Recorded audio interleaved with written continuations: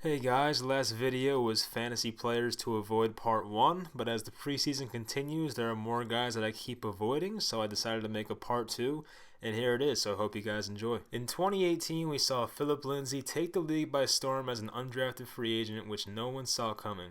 After his 1,000 plus yard rookie season, he's being drafted in the 4th round in 2019, and that seems a little too risky for me.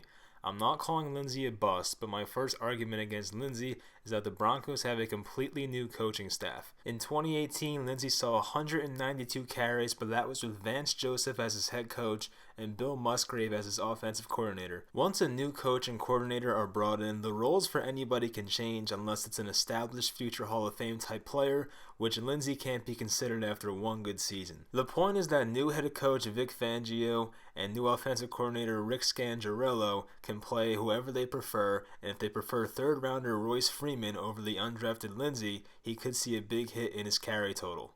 Freeman was a stud at Oregon, totaling 60 touchdowns and averaging just under 6 yards per carry in that 4-year span. Head coach Vic Fangio is a defensive-minded coach, so there's a chance he'd like to rely on his defense and prefer the smash mouth and downhill style that Freeman offers and Lindsay does not. There was some recent news that could affect Lindsay in a negative way as well, and it was that the Broncos signed a veteran scatback Theo Riddick. Riddick is still just 28 years old and is coming off 4 consecutive seasons of at least 50 catches. Lindsay is obviously a better runner than Riddick, but if Riddick cuts into his third down work or 2-minute drill opportunities, then that can very much impact Lindsay's reception total. To make it worse, there are writers and experts that expect a 50-50 split between Lindsay and Freeman, and that was before the Riddick signing. So if Freeman is taking half of those rushes and Riddick steals 1 or 2 targets per game, then what is really the upside and ceiling of Phillip Lindsay? To me, that's not an opportunity share that I want in the 4th round. We also have to realize that before his season-ending wrist injury, Lindsay was slowing down. In his final 3 games, Lindsay had 38 carries for 100 yards, which is 2.6 yards per carry on average. He could have hit a quote-unquote rookie wall, but maybe Lindsay isn't a guy that's meant for over 150 carries in a season. I still think he'll be useful in PPR leagues and possibly a low-end RB2, but if you want upside, I'm avoiding Phillip Lindsay in 2019. Up next, we have another 4th round running back, and this time it's Sony Michel. I'm sure there is some recency bias surrounding Michel considering we saw him rush for 6 touchdowns in last year's playoffs. I like Michel as a player, and if you told me he were to play all 16 games, I would be on board. Here's what concerns me: his knee issues and how every year in fantasy the first Patriots running back taken always seems to bust. Remember Rex Burkhead in the 5th round last year? How did that turn out? Or when Mike Gillislee was a 5th round pick the year before that? How did that turn out? Those did not turn out well, to say the least. Now, the thing that scares me about avoiding Michel is that if he were to play all season, he could have a massive touchdown total like LeGarrette Blount in 2016 when he ran for 18 touchdowns. Now, somehow he did that on 3.9 yards per carry, making it one of the flukiest fantasy seasons in history, but it's the Patriots, so we shouldn't really be surprised if that were to happen. Let's remember where Sony Michel was a year ago at this point. In August of 2018, Michel went under a procedure to drain fluid from his knee and missed the season opener. He's dealt with those same knee issues throughout his career so far. Coming out of college, it was known that Michel had a bone-on-bone condition in his left knee, but the Patriots felt comfortable enough to take him. He missed a total of 3 games last season due to injuries on that left knee, and for him to play in 13 games and finish as running back number 28, that seemed a bit lucky. He had a knee scope just 2 months ago in June, but is participating in training camp, which is good news. Another concerning note is that the Patriots chose Damian Harris in the 3rd round of this year's draft. Maybe this doesn't mean much, but Harris is the perfect insurance option in case Michel were to go down. Harris stands at 5'11", 215 pounds, which is Michel's exact build. Harris can run between the tackles and is definitely a capable pass catcher. Michel is only 24, but with his injury history and the Patriots selecting a back with similar skills in the 3rd round, it's definitely going to raise some eyebrows. Let's not forget that Rex Burkhead is still lurking in this backfield, and James White, who I love for fantasy this year, remains there as well. I've talked about how I'm avoiding Russell Wilson this year in previous videos, and that directly ties into wide receiver Tyler Lockett. It's a shame because I like Lockett a lot from a talent standpoint, but with his limited targets and ridiculous efficiency we saw in 2018, I think he's being overdrafted. Right now he's going in the beginning of the 5th round, but there are other options that I like instead of him. Here's a scary stat about Tyler Lockett. In his 4-year career, he's never seen more than 71 targets in a season. As a comparison, guys going around him like Kenny Galladay and Robert Woods saw well over 100 targets. Lockett somehow caught 81% of his targets, which was the 3rd most in the NFL last season. As a comparison, Lockett had a catch percentage of only 63% in 2017 and 62% in 2016. As I said, I like Lockett's talent a lot, and this is not me slandering him as a player, but the incredible efficiency this man produced in 2018 is almost impossible to replicate. He also had 10 receiving touchdowns on 57 receptions, which is almost unheard of. Now, Chargers wide receiver Mike Williams had 10 touchdowns on only 43 receptions, but Mike Williams is your prototypical big body red zone receiver standing at 6'4", 220. Tyler Lockett is only 5'11" and 170 pounds as a comparison. Another non-repeatable metric on Lockett's 2018 season was his 13.8 yards per target, which is the highest in NFL history. I haven't even gotten into the offensive scheme yet, but yeah, Seattle loves to run the football. Seattle ranks 2nd in rushing attempts, and Russell Wilson had his lowest passing attempt mark since his 2nd year in the league. Unless Tyler Lockett repeats one of the luckiest wide receiver seasons in NFL history, he won't outperform being drafted in the 5th round.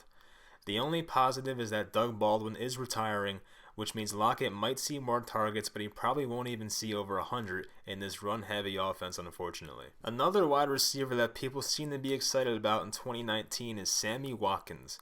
Watkins is a former 4th overall pick in the 2014 NFL Draft and is still just 26 years old, playing on one of the best offenses in football. So what's not to like? When it comes to Watkins, the number one thing that scares me about him is the injuries. In the last 3 seasons, he's played in 33 out of 48 regular season games and failed to play in at least 11 games in 2 out of those 3 seasons. For a guy who plays a position that relies heavily on cutting and making sharp breaks, it's concerning with all the foot injuries that Watkins has sustained throughout his career. 2018, he missed 5 games with a right foot injury. 2017 had 2 screws placed in his previously fractured foot. 2016 placed on the IR with another foot injury and missed 8 games, and 2015 sprained ankle and missed 2 games. I could go on, but you get the point by now. Watkins is easily the 3rd option on this team behind Travis Kelce and Tyreek Hill. Kelce led the way with 150 targets and Hill had 137 last year. If healthy, Watkins could probably see around 90 to 100 targets in 16 games. Of course, there's a chance Watkins could have a nice year based on the offense he plays in, but with his injury history and being the 3rd option, I'd rather take my shots elsewhere. Right now, Watkins is an 8th round pick and going in front of guys like Curtis Samuel, Sterling Shepard, Cortland Sutton, Dede Westbrook, and Corey Davis. A lot of guys I just listed are bound to see more targets and are much less of an injury risk. The next one is one of the easiest calls, and I'm not even calling him a player to avoid because I think he'll be a flat-out bust in 2019. For some reason, he's still going in the beginning of the 8th round, yet he's suspended the first 8 weeks of the season, and that player is obviously Kareem Hunt. Imagine wasting an 8th round pick on a backup running back who doesn't play until week 10. Picking Hunt makes absolutely zero sense to me. Your bench spots are very important in fantasy football, and having a low upside guy who was suspended for basically 2/3 of the fantasy season is a waste in my mind. Are we forgetting the Browns still have Nick Chubb, who averaged 5.2 yards per carry last season? And I'm not sure he'll stick in Cleveland all year, but Duke Johnson plays the same role that Kareem Hunt would play on this team. We already know that Chubb is the early down and goal line back on this team, so you really want to stash a 3rd down back for 10 weeks? Somehow Hunt is going in front of backs like Royce Freeman, LaShawn McCoy, Adrian Peterson, Damian Harris, Peyton Barber, and Carlos Hyde. Some of those guys are starting NFL running backs without suspensions, but they're still going behind Kareem Hunt. He's an 8th round pick according to Fantasy Football Calculator, which is a reliable source, but please do yourself a favor and do not stash Kareem Hunt. Lastly, we have Kenyan Drake, who I don't think is a bad running back, but none of his coaches ever want to give him the featured role. We should ignore last year because it was a different coaching staff, but it's concerning that 35-year-old Frank Gore had 36 more rushing attempts and even played 2 less games than Kenyan Drake.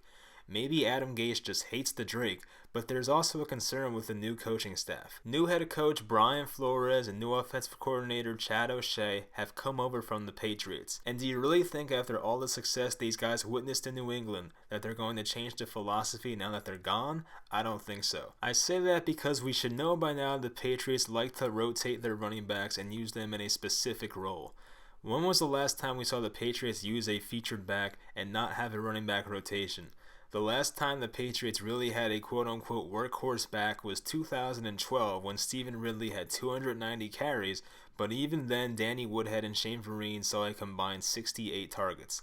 The point is that I highly doubt the Dolphins are going to use Drake in a 80-20 or even 70-30 split with backup Kalen Ballage. Most reports around the Dolphins hype up Ballage and expect an even split amongst the two in the backfield.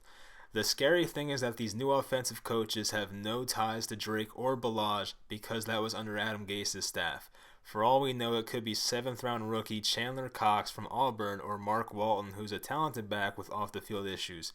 Drake has never had over 133 carries in a season, and now this new staff has no reason to be committed to him. I do expect him to be the most effective back in Miami, which isn't saying much, but as a 5th round pick, it seems a bit expensive. He's being taken before guys like Lamar Miller, Rashad Penny, James White, Tariq Cohen, and Latavius Murray. Without a doubt, I'd take all of those guys over Drake. I'm not saying it's impossible for Drake to have a good year, it's just not the likely outcome. I hope you guys enjoyed this, and next fantasy video will be the bold prediction video, so that'll be fun. And as always, thank you for watching.